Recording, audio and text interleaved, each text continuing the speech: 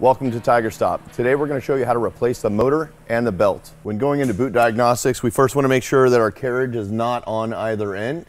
Then we'll want to locate the red toggle switch for power on the amplifier of the TigerStop and the stop button on the controller. You'll want to hold down the stop button and trigger the red power toggle switch on the TigerStop. That will bring us into boot diagnostics. You may need 2 people for this, depending on your configuration. If your TigerStop amplifier is away from your controller, then you would need a second person to help with this step. The things that we're going to look for on the boot diagnostic screen, we'll start with the encoder, and your numbers will show up over on the right side. Then we have your motor, and we're going to have the motor readings that are in the center, and then the max reading on the right. The third line down is going to show characters, so if we press any button, that should show up on this line over here, and then some of the sensors and things will show up on that third line as well. The fourth line down on the left is your controller cable voltage, and on the right is our wall voltage. So the first things that we're going to want to do is use the blue arrows, the left and right blue arrows here. If you press and hold them, we should get a motor reading. It's important to note that our motor goes positive and that our encoder reading is positive as well. So when we press and hold that, you'll see that the encoder continues reading positive even though our max motor reading has gotten to that point. So what we're doing is we're actually looking and seeing that the carriage is moving out away from the tool. So as a positive encoder reading, we need to be moving out and away. Once we reach that max limit out at the end, we're going to be looking for our end sensor. So let's go ahead and just move that out the rest of the way and see if we can't find it. So the IE that shows up here is our idle end sensor. It's important to note that we're going to have a ME, a motor end sensor, and an IE for your idle end. We want to make sure that we're picking up the right sensor at the right end. Otherwise, we may have them swapped out in the amplifier incorrectly.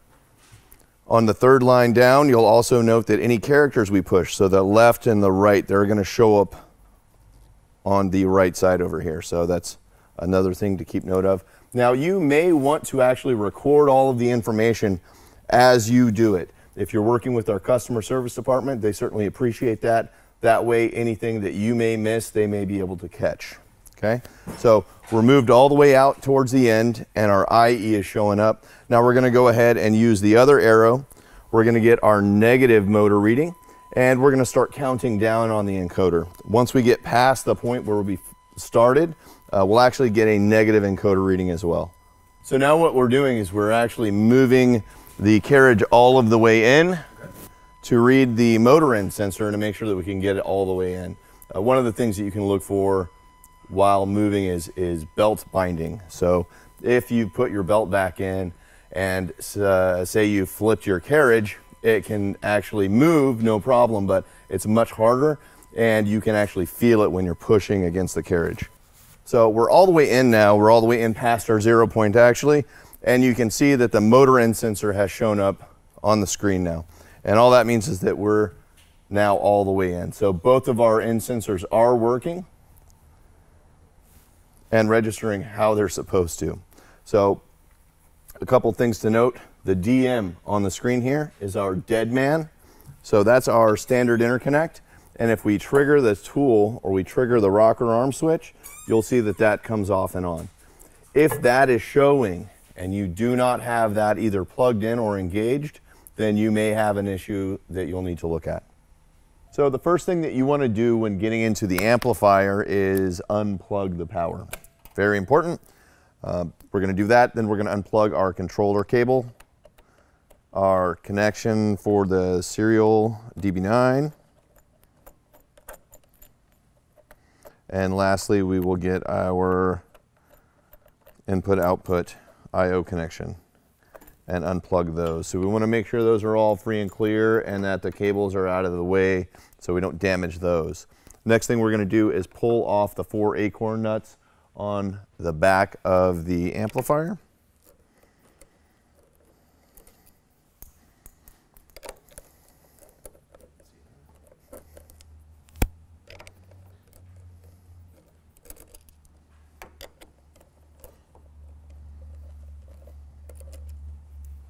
And then we're going to pull the back plate here off.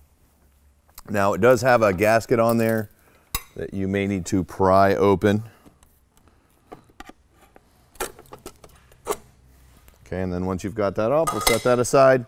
So the amplifier box that's covering the motor actually consists of two parts. So you can actually see there's a couple of U channels here. One of these has the amplifier and all the connections on it. It's going to be the side with all the plugs. So the other side you can just slide right off. Once we're there, you'll see the end sensors are marked 1 and 2, and your encoder is marked 3. The encoder simply goes back to the back end of the motor. The only other plugs on the amplifier are the power to the motor. So we're going to go ahead and unplug these end sensors and encoder, make sure they're free and clear and not catching on anything on the amplifier. And then we're going to pull it out. That'll free it up to where we can pull it out a little bit. Then we're able to unplug our motor connections, our 2 power, and our ground. Once those are clear, then we're actually good to pull the amplifier all of the way off and set aside. So we've got a zip tie holding the encoder and our number 2 end sensor together. We're just going to snip that and make sure that we're not damaging either of the wires. Now we do use these same molexes. It is a good idea to mark your cables. Okay, so we've got our sensor 1 and sensor 2. We'll want to mark them because we're going to go ahead and pull the molexes off, so we want to make sure we know which one we're doing here. So I'm just going to put a mark on the 1 and nothing on 2. That should be a little easier. And then we're going to pull this white molex off.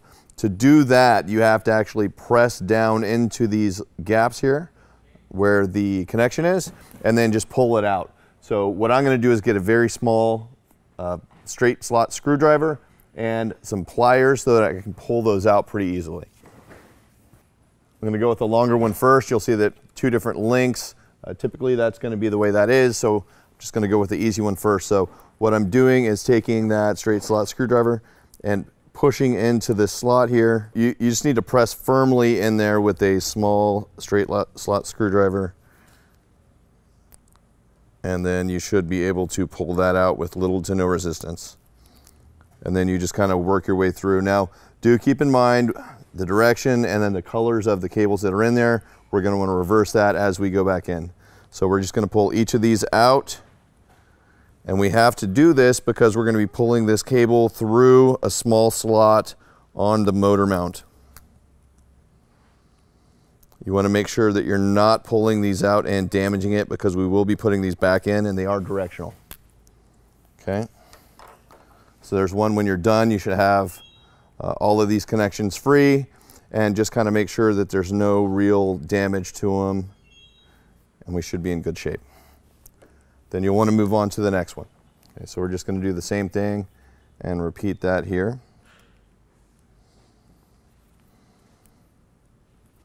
So we'll want to set our molexes aside so that we can use them again later. So because of the way this TigerStop is mounted up, to get the motor off, I have to slide this out, and because I'm going to be sliding the carriage out as well, I'm going to need some room. So I'm going to go ahead and loosen up the carriage on the TigerStop and slide that out a bit. So we're going to go ahead and loosen up the mounts on the TigerStop so that we can move it out. The point behind that is to give us enough room for when we pull the bolt out on the end, we actually have room to pull the motor and the carriage out as well. So we're going to go ahead and get to that. We'll loosen up these down here.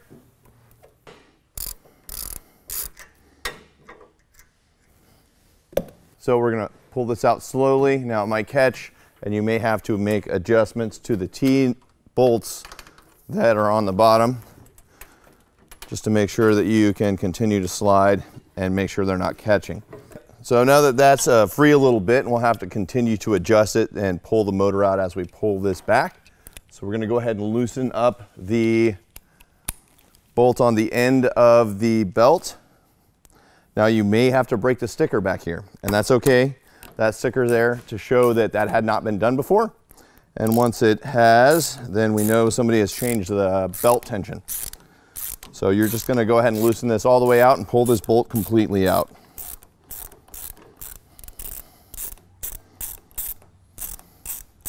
You'll know that it's completely out when you can pull the end cap completely off. Now, when you're pulling the end cap off, be careful, as we do have the end sensor that is still connected on the inside here. So once we're completely free there, we'll be able to slide this out without any problem. Now the cable should be circled around the bolt there, and then the end sensor should be free and clear. Now you want to make sure there's no pinches in the cables, any of the spots where it comes through.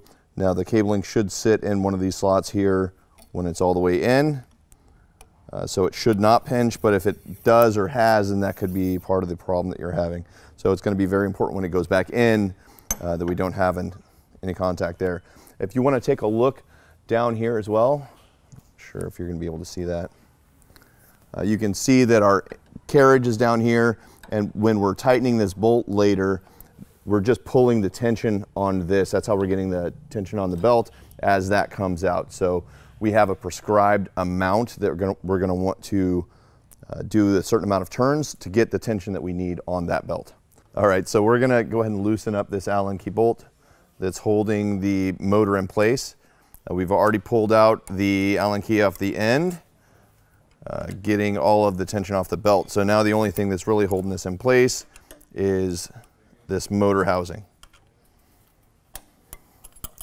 So you can either just loosen that up or pull it all of the way out, depending on how you want to go about it.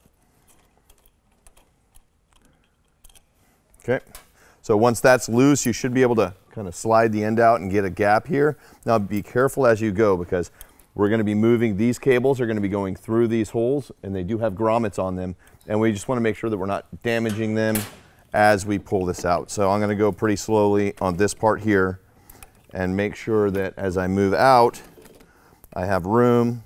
I'm not damaging the end sensor. I'm not damaging the belt. And the whole time we're looking for any kind of wear spots or damage that might be showing up. So once I'm free and I have the end sensor all of the way out, then I'm going to go ahead and pull these cables through. Again, trying to make sure that we're not damaging any of the ends that we're going to be plugging back in later. All right, there we go. So that end sensor obviously plugs in right here. This one goes down to the far end there. Now we're still attached at this belt, so you can't really just kind of set this down without being aware of that. So you're going to pull the belt the rest of the way out, and what that's going to actually do is pull the carriage out. So before I go too much further, I'm going to go ahead and pull the carriage the rest of the way off. So all I'm going to be pulling out is the internal carriage. So we're just pulling the flip away off here and going to set it aside. That way when we're pulling the carriage out, we don't have all of that attached to it. So you've just got a couple of 19mm bolts on either end here.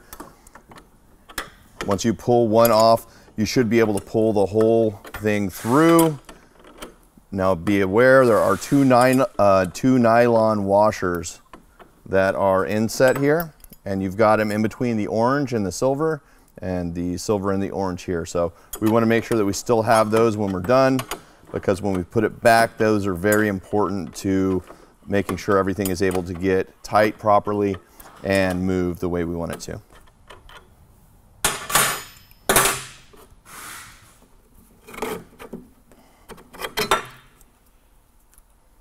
Just kind of set all of this aside to put back later.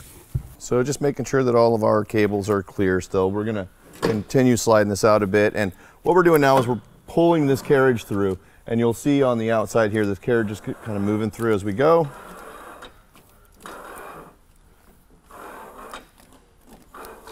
Now there should be some resistance. This should not be sloppy. So it should be, it should take a little force to pull this through. And then we've got that, and we've got our end sensor. So, or our idle end carriage. So we've got the whole assembly here, and now we're gonna go ahead and pull this apart. Hey, this is Matthias with TigerStop. So we've got our TigerStop completely pulled apart here, and we're gonna go over a bit of the components that make up the inside of the TigerStop. So we've got a better idea of how to put it back together and what to look for as far as troubleshooting goes. So on this end, and now we're flipped completely over. We've got our idle end carriage, and that's got a couple of bearings on either side here, and the belt wraps around it. So that's going to be when you're pulling this all out and putting it back together, you generally want it bunched right up against the internal carriage. Okay, so the internal carriage is this piece here. We're actually going to flip it over in a moment to disconnect the belt from it, but a couple things to note. So we've got our internal glides that are here, and we've got tensioning bolts or tensioning screws that are on each end. And so we'll adjust those as we need to when we're going to put this back in to make sure that we have the proper tension with the internal carriage. A couple of other things to note. On top of the carriage here, we've got a fin that is not on the other side. So there's only one side of the carriage that has a fin. That fin is what actually goes through the end sensor to register that the TigerStop is at one end or the other. So we're going to go ahead and flip this over real fast and note that there's two screws here, and those hold that internal clamp in, the belt clamp that holds the belt into place. So that'll be important to note when we're pulling the belt apart and putting that back together. We'll get down to this end here, and we've got the motor that we pulled out earlier. We've still got the end sensor that's attached here, the motor, and then the pulley that goes to that. So to get this off, to get the belt off of the motor, we need to go to the carriage and pull that apart. So we'll do that now.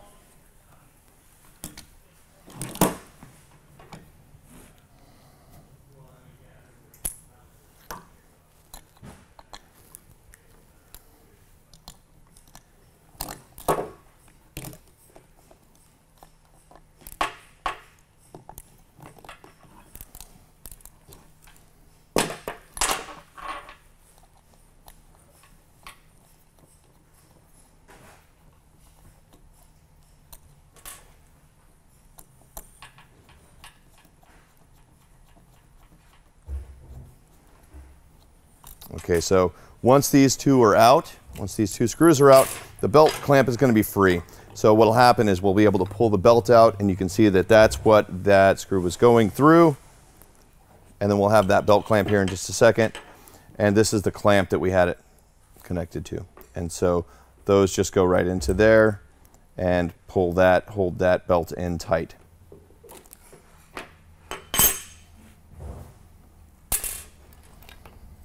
Couple things to note when we're looking at our idle end carriage. We want to make sure that everything is straight and true, and that that carriage can spin freely. We'll also want to make sure that the threads in the back end here are clear of debris and look to be in good shape.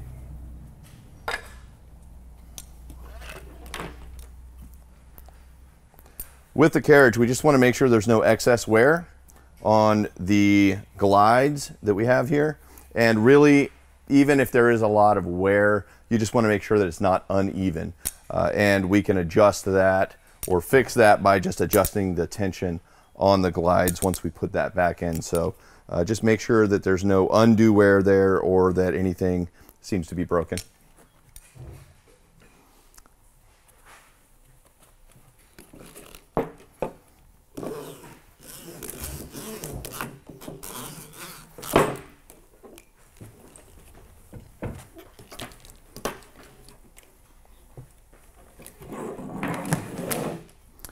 So when we're taking a look at the motor and we've got that separate from everything else, one of the things that I like to do is just to make sure that the motor can spin, so we can rotate the pulley here freely. It shouldn't catch, it shouldn't, you shouldn't feel any grinding or anything of that nature. Now if you do, then it's likely that you've got an issue with the gearing inside of the motor, and if it's seized up or if you're having a problem spinning that, then there may be additional issues with your motor.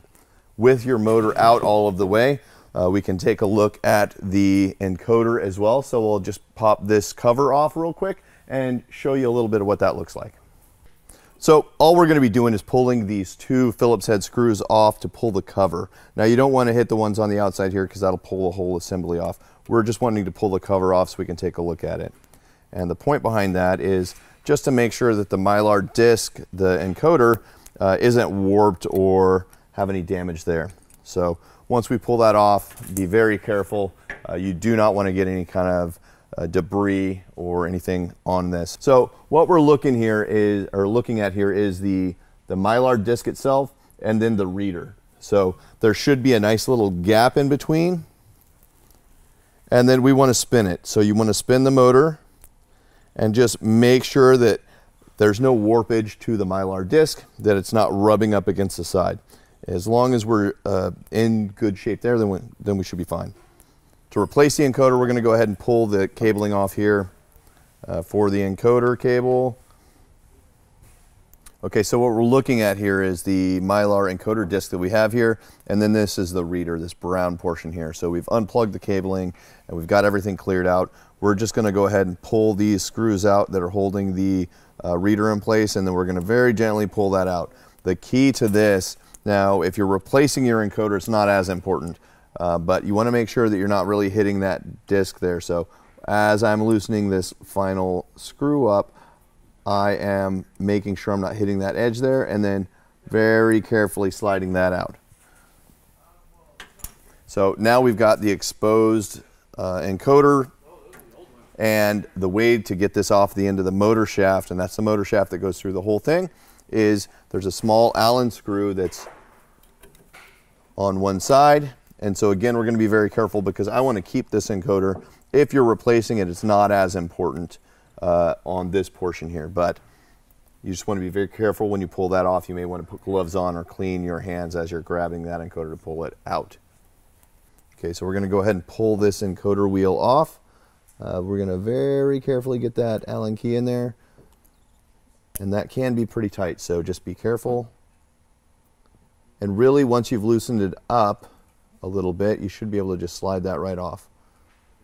Again, you want to be careful not to get any debris or anything on the disc as you're pulling it off.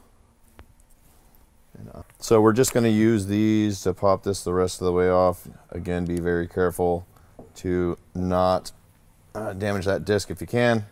Now if you're replacing it, it's not as important, but we'll just go ahead and set that aside. And then the last thing to pull off here is the base for this, which we'll do now.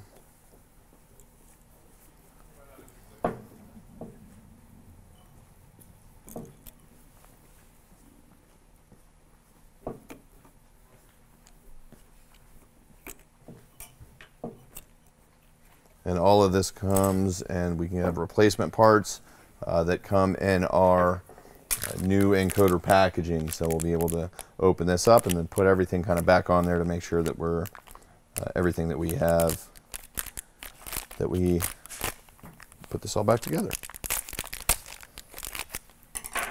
Okay, so we'll start in reverse.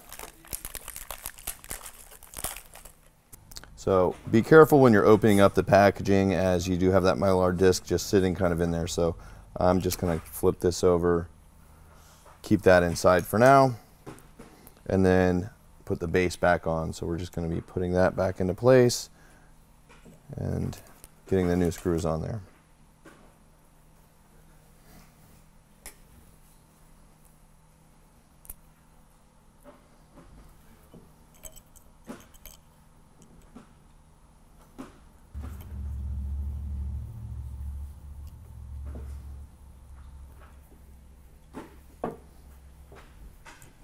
Okay, so once that's on, we're going to go ahead and put the new Mylar disc on.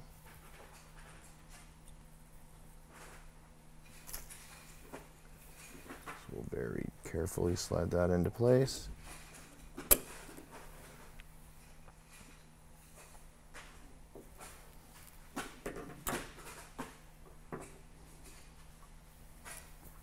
So be careful when you're pushing that in to make sure that you're not damaging any of the surrounding disc there. That's probably the hardest part about this. Okay. So once we've got that all the way seated, we're going to go ahead and tighten down that Allen key again. So again, paying special attention to not touch the Mylar disc.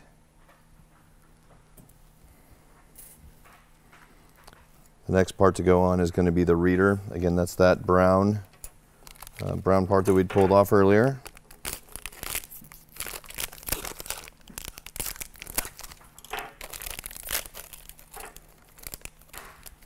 So when it comes, it is protected for those.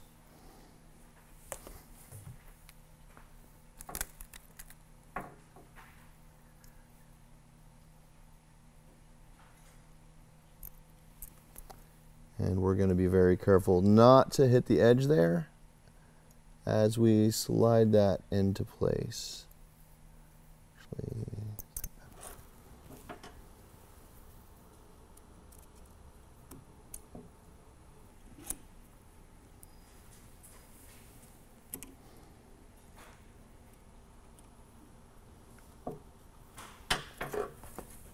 And you want to make some fine-tune adjustments to make sure that you are not on the edge of the reader.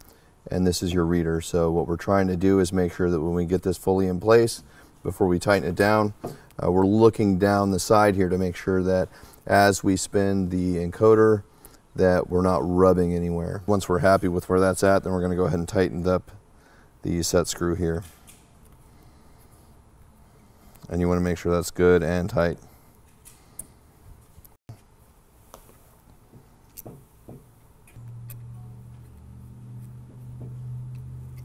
Okay, we're putting the belt back on the motor, on the internal carriage, and the idle end carriage. So the most important part here is that everything lines up properly and we don't get the belt twisted. Kind of run the belt through the pulley on the motor, and you just want to give yourself plenty of room, plenty of slack, and try and make sure that you're not catching too hard on the pulley itself.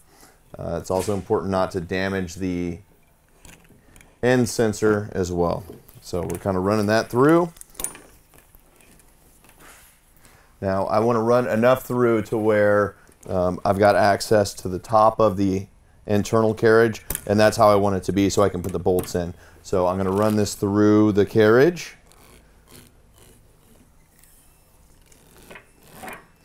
And then once it goes through, I'm actually going to set up my idle end carriage right behind it and loop around there as well. So once we're there, then we're pretty good. So now I just have to line up the belt and pull that motor away to where we can get that internal carriage all set up properly. We'll need the clamp, and then when you buy a new belt or a motor, you'll actually get a clamp tool that this slides into and pops up underneath. So let me grab that and we'll get that put together. So we've got our belt clamp tool, and you can see that just kind of fits right in there. And the whole idea is that goes all the way through the carriage and we're able to hold this in place. So we just slide this through, and you want to look through the top to see where your holes are lined up.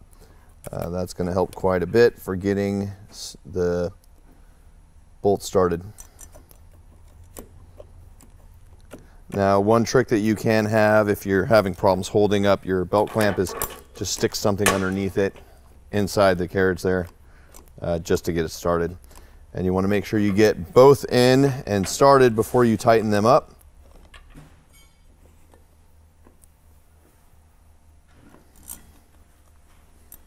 And key here, because these clamps are holding, you want to make sure you get these nice and tight and don't have any slop. So we're going to check that before we move on.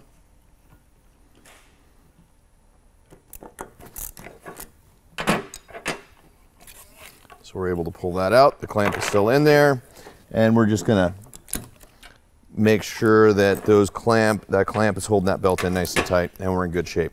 So again, we're going to try and keep these idle end carriage butted right up against the end here. We're going to follow this out and make sure that our belt did not get any loops or twists in it. We're going to start by putting the idle end carriage in through the end of the TigerStop. So let me make sure I have enough room to do that.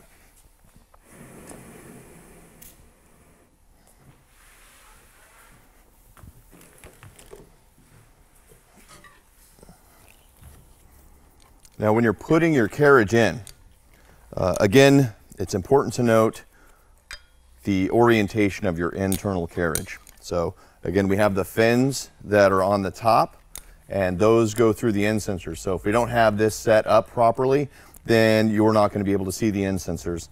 You won't be able to home, you won't be able to move properly.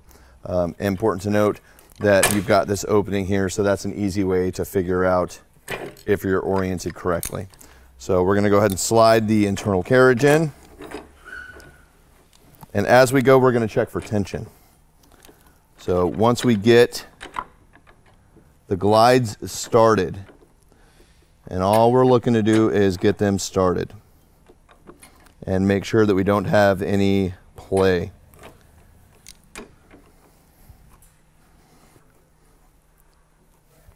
And one thing that we'll want to do, so I'm going to move this to show you, is we're going to be tapping the corners here, and you should not hear any clicking. If you hear clicking, that's because these are not tight enough, and so you can just tension that. If you're tensioning these glides, and you can hear that clicking there, you really want to go maybe 1/8 of a turn at a time, and then push it back in and test it. So when we're testing here in TigerStop, we push through. There needs to be some force. You know, you have to have some strength to push that through. It shouldn't glide through very easily. Okay, and so we're going to slide that through the rest of the way and make sure there's no twisting in the belt as we go. That's very important.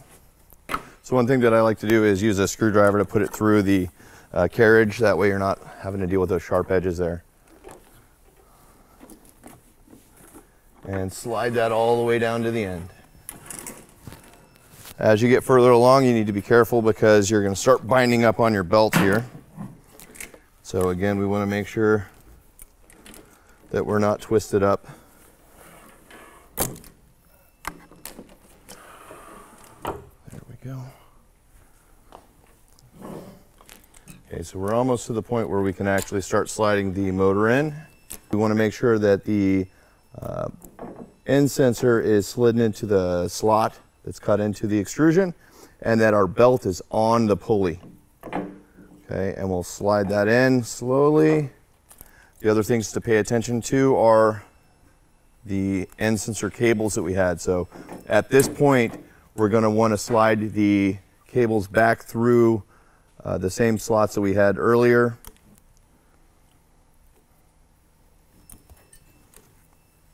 So we'll do that now. We want to use the longer cable and run that one through the top, as that is your idle end sensor. And that lines up with this top hole.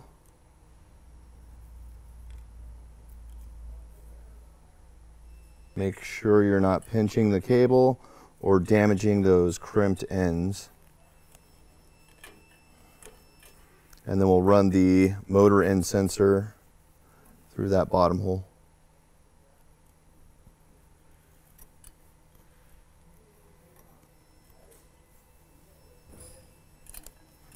Very important at this point that we're not crimping any of these cables. Okay, and so we'll get that slid into place. We've made sure that we're not pinching the cables for either of the end sensors. Okay, we've got the front of the motor housing inside of the carriage, so really all we need to do at this point is kind of snug everything up. And as you're going and tightening that up, you want to make sure that the belt is getting tightened as well. So you can almost pull the whole thing in from this side here, but then you just got to make sure that we get that last bolt in that holds that motor into place here. So once we're there, then we're in good shape here. We need to find our molexes, the white molex plugs that we had on these guys. And then we're going to go ahead and put those back in and get this TigerStop back together. We're just getting these wires back into our white molex. So the color scheme that we're going with is white, red, black, and green. There is a small hook on the top of the metal that we need to grab to make it to where it does not freely come back out. Once you've got those all in, you just want to pull on it to make sure that they're all snug in there. What happens is you'll be sliding this onto the amplifier, and if that is not secure, then the wires will just pop right back out again, and you won't have a good connection. So we just want to make sure that the molex is nice and secure and that they're locked into place. So once we've got that, then we can set that aside and go put the end cap on for tightening the belt. So we'll run this over. Again, you want to loop this around however many times you need for how much excess you have here. And you want to make sure that the wire goes into this inset here. So we're going to slide the end sensor through and make sure that we're not pinching any wires as we go.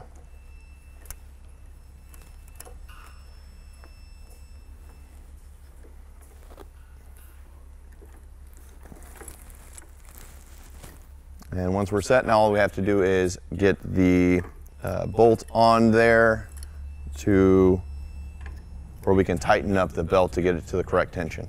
So we're tightening this up just to the point to where we can actually pull on the end cap and get some movement to where it'll actually come out, but without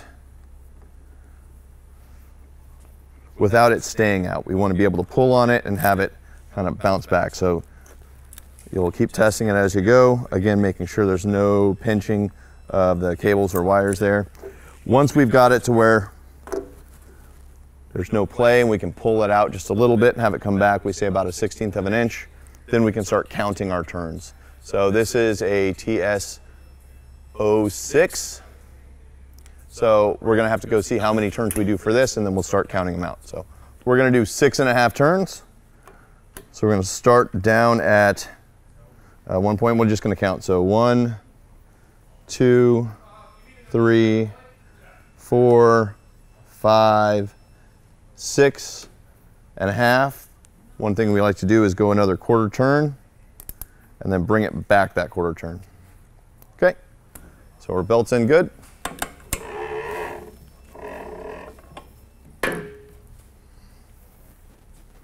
And now we can slide our amplifier and cover back on and then slide the TigerStop back into place. So we're going to take our amplifier and we're going to go ahead and slide this back on. Now we want to be careful again that we don't get to any of the sharp edges here on any of the cabling, and we want to make sure everything fits in kind of smoothly. So we're going to slide the first threaded rod through and then the second threaded rod through. Now we'll want to pay attention and make sure that we're inside of this threaded rod, and we'll slide it up. So we're going to reverse the order. We're simply going to plug in the red and black from the motor, and that's on your motor 1 and motor 2. So we'll make sure that those get plugged in first.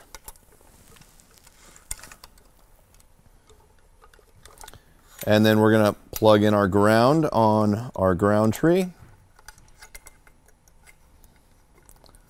And then we'll be able to slide this in place and get our encoder cables up. So we want to make sure that, again, that they're up and out of the way.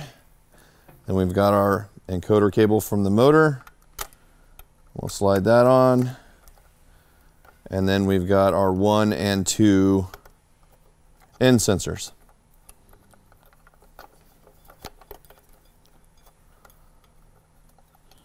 So there is 2. And here is 1.